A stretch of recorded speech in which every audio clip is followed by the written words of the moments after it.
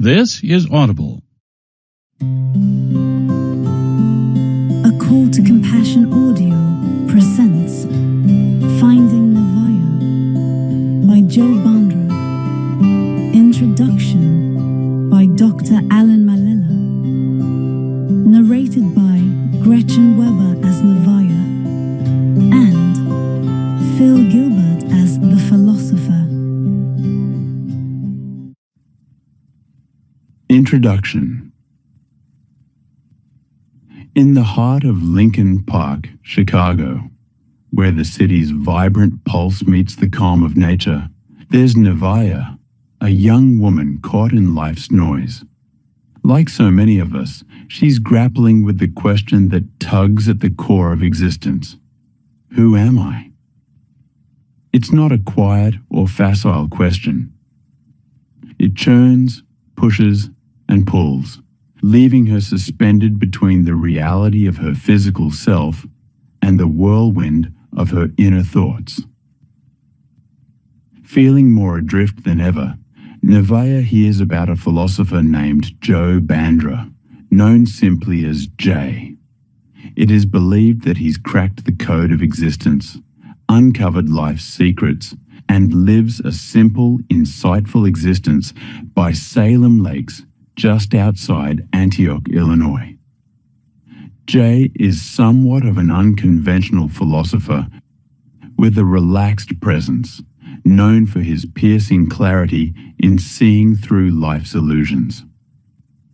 Nevaeh places a phone call to the philosopher and receives an invitation to visit. With no other path calling, Nevaeh boards a train, hopeful that this stranger might help her make sense of the chaos within. Stepping off the train, she finds Jay waiting. His smile warm and strangely familiar, like a friend she hasn't met yet. He's not what she expected, sharp-eyed, radiating calm, and driving a classic Rolls Royce that speaks of a wise sage with style. They drive to his lakeside home, a place brimming with books and artifacts from around the world. As they settle by the water, Nevaeh lets it all spill out. Her search for identity, the tug-of-war between her mind and emotions. The philosopher listens quietly, offering no quick fixes, only a patience that feels endless. This is Nevaeh's journey. A young woman stepping into the unknown, seeking the truth behind the layers of who she believes she is. It's a story for all of us, really, as we each confront our own versions of that timeless question, who am I? As her path unfolds, Nevaeh starts to see that beneath all the mental noise lies a deeper truth, one that connects beyond the mind's chatter into something unified, something whole. And through her journey, we will see a mirror of our own quest for meaning. Dr. Alan Malella. Chapter 24. Prayer. When I was younger, I used to pray a lot. I'd kneel by my bed, eyes shut tight, whispering into the silence like someone might pick up on the other end. Someone on the other end? Back then, it felt like I was reaching out to something bigger, asking for help, protection, clarity. But now I wonder, what is prayer, really? That's a beautiful question, Nevaeh. But before I answer, let me ask you something first. When you prayed back then, who did you imagine yourself to be? And who, or what, were you speaking to? Were you reaching out as someone small, separate, and desperate, hoping something greater would come save or guide you? Or was there something deeper beneath the words, a longing you couldn't name, a connection you were reaching for without knowing how to describe it? I've honestly never looked at it that way. I think I always saw God as somewhere far away, Up there, out there, powerful, untouchable. And I was just this little person down here trying to be heard.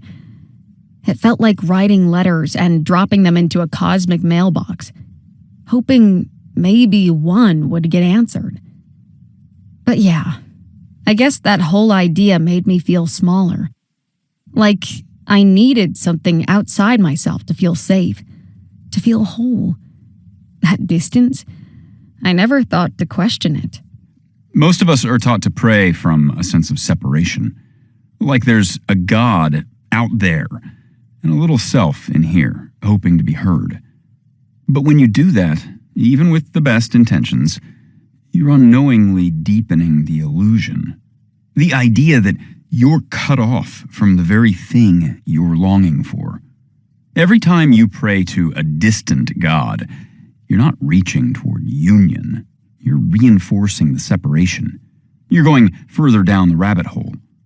The sense of separation, of being apart from the divine, has been called sin in many traditions, but not in the moral, guilt-ridden way we usually think of it. It simply means missing the mark. A misunderstanding, because in truth, we're not separate at all. We are already connected, intimately, inseparably, to that presence. So prayer, at its deepest, isn't about reaching outward, but turning inward, remembering. Wow. So all those years I spent praying to something outside of myself. All that time, I was deepening the illusion without realizing it. Yes. It wasn't a mistake, Nevaeh. You were learning, just like we all are. You didn't know you were missing the mark, and that's okay. Realizing that now, that's part of the unfolding. There's no need for regret. Prayer, like everything else, evolves as we do. This is just another layer being revealed, another facet of the diamond to turn toward the light. What does prayer look like through the lens of non-duality? Would it still feel like reaching out? Beautiful question. From a non-dual perspective, prayer isn't about calling on a distant being to intervene or fix what's broken. It's not rooted in lack. Instead, it's a quiet recognition of the unity behind all things, including yourself. When we pray to a God out there, we unknowingly reinforce the illusion that we're separate from what we seek. But the truth is, there is no distance, no gap to close, just awareness remembering itself. You're saying there isn't someone out there to pray to. It's not that there's no one. It's that the idea of me asking something from God, as if we're two separate beings, becomes unnecessary. Prayer, in this light, isn't about pleading or persuading. It becomes something quieter, softer, more like a surrender to rest in awareness, or like listening to a frequency that's always been there, waiting for you to notice it. So instead of asking, I just rest in it. Yes. Instead of reaching outward, you rest inward. You become still enough to remember what's already here. Peace and happiness. Prayer becomes a return, a homecoming. Not a request, but a realization. Not striving to connect, but recognizing you've never been disconnected.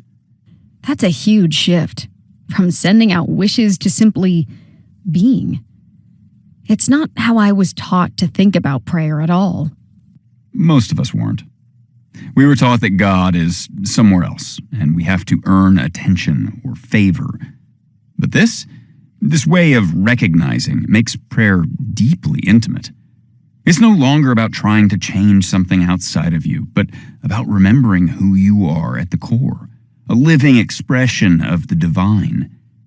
In that stillness, you realize what you were praying for was never out there. It was always within, closer than breath, right at the center of your being. Real prayer isn't about asking or doing. It's about being fully here, without reaching, without trying. It's resting in that open, accepting awareness, the presence that's always here, never judging, never withholding. Real prayer isn't a transaction. It's an act of surrender. A gentle letting go of all the stories we tell ourselves about who we are and what we think we need. It's not something you do. It's a state of receptivity, a quiet willingness to let life flow through you without resistance. And in that space, the illusion of separation begins to dissolve. You start to see that you've always been connected, always resting in the source, even when you thought you were lost. All this time, I was searching for something that had already arrived. I just didn't realize it. That's right. And the way you just said that, it's the essence of awakening. It's as if the divine or the universe or pure awareness itself has been whispering to you your whole life. Not from afar, but from within. And now, for the first time, you're listening. That recognition, that quiet remembering, is what many traditions call awakening or enlightenment. Awakening, enlightenment. Those words sound so big. Like something reserved for sages, saints, monks, or people who meditate on mountaintops. Honestly, it sounds kind of terrifying. What does it actually mean to awaken? It's not as dramatic as it sounds. No thunderclap, no halo of light. Think of it as a shift in perspective. Simple, subtle, but life-changing.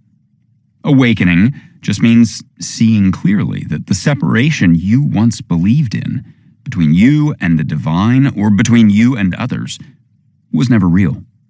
It's like realizing you've been dreaming of being alone and then slowly waking up to discover you were never alone at all. You were always part of something vast, alive, and connected. The fabric of everything. It's not about suddenly gaining some mystical insight or superpower. No lightning bolt, no glowing aura. No, nothing quite so dramatic.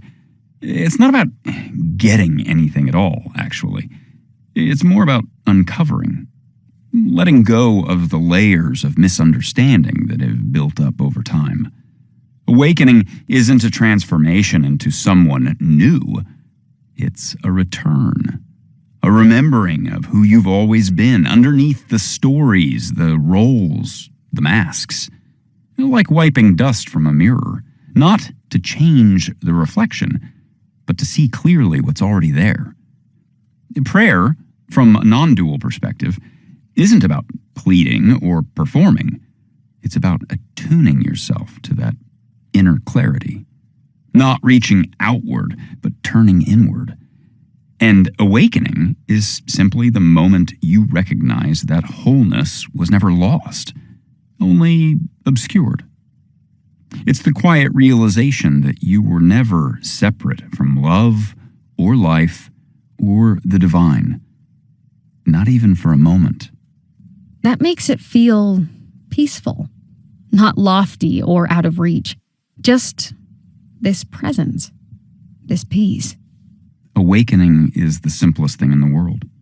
So simple, in fact, that we often overlook it. We've been conditioned to chase answers in the world, to search and strive and analyze. But the truth isn't hidden. It's just quiet.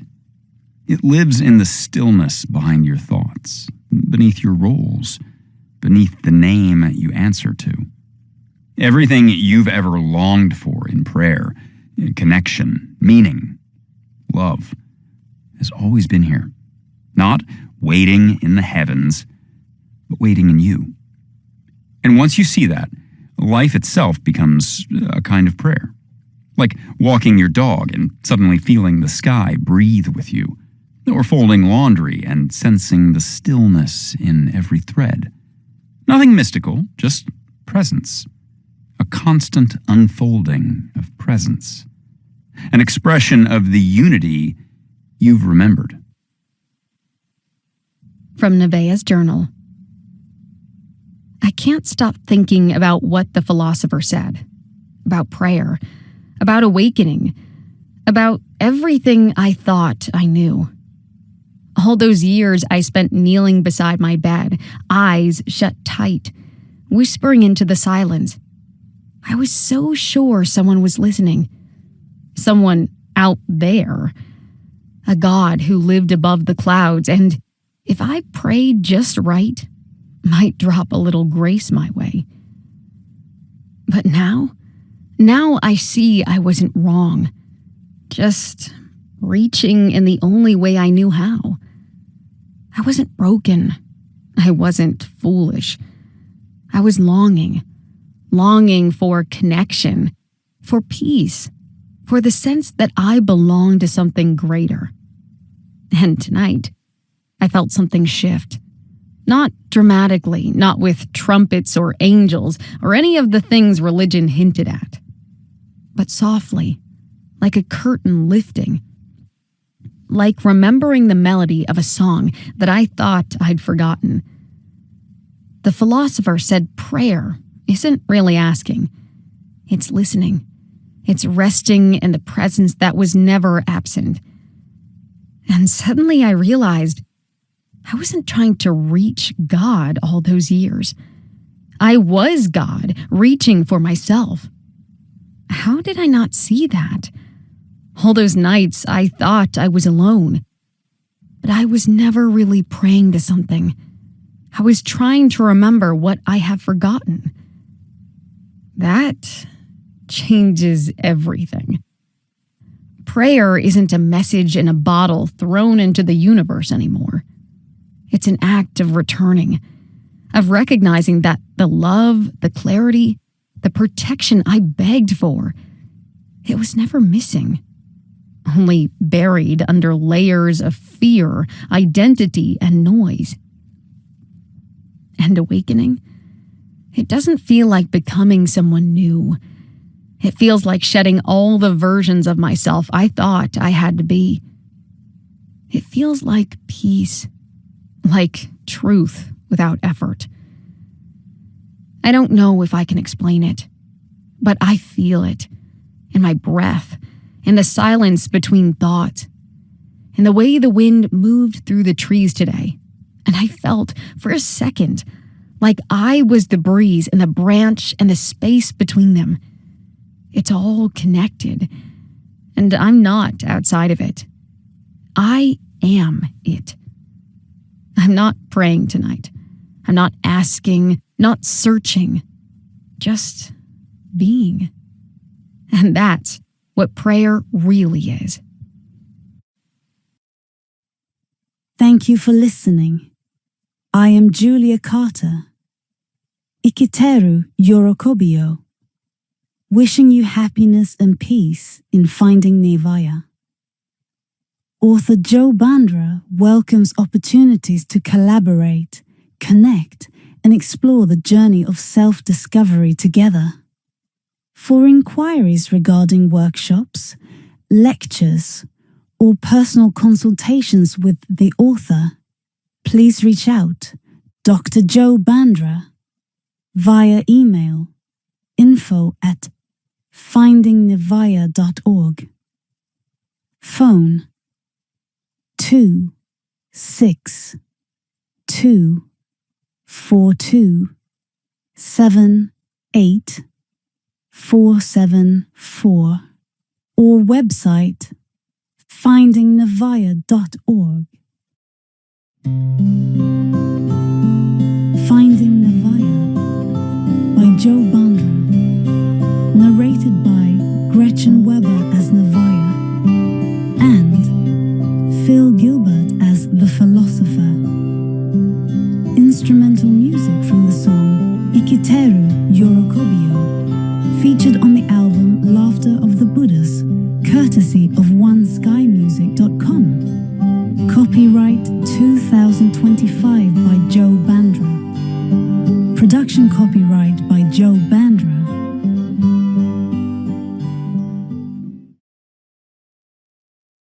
Audible hopes you have enjoyed this program.